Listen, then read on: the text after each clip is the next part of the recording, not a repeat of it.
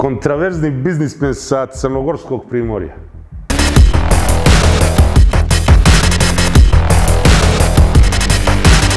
Zato što je slojevita, zato što je najveći kriminalac u sezoni je u stvari vrlo jedan živ čovek sa svojim manama, vrlinama, strahovima. Nekako je i on dovitljiv i simpatičan. Svako zlo ide iz slabosti. Ja sam samo probao da nađem gde je koren te slabosti da bi on bio moguć.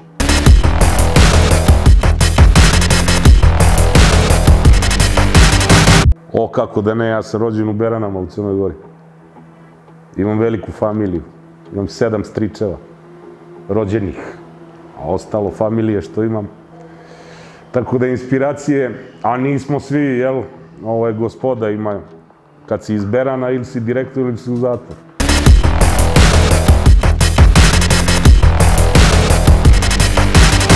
Šta za javni servis Srbije znači da se Južni vetar prikazuje baš na toj televiziji?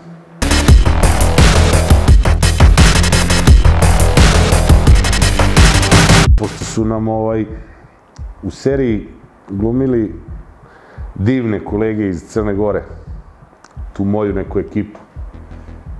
I poslednja scena naša zajednička koja se desila potpuno spontano, gde je Miloš samo u jednom momentu rekao postavljaj far, pali kameru, dodaj malo svetla i ostavi ih ovako neka leže.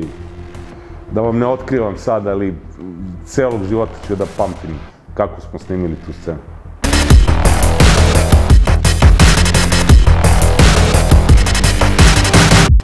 Iz prvog dela Glogi. Iz drugog dela Vuk Kostić. Moj prvi čovjek.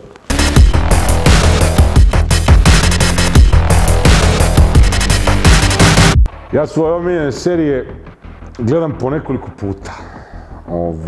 Da li na X, da li epizodu po epizodu, da li 4, pa 5, pa 2, pa koliko kad imam vremena.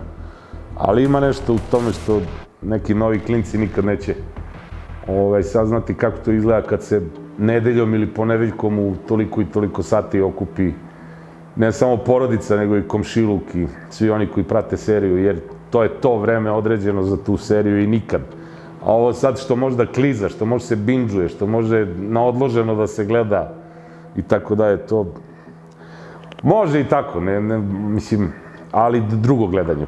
Prvo gledanje mora da bude nedelja za nedelju.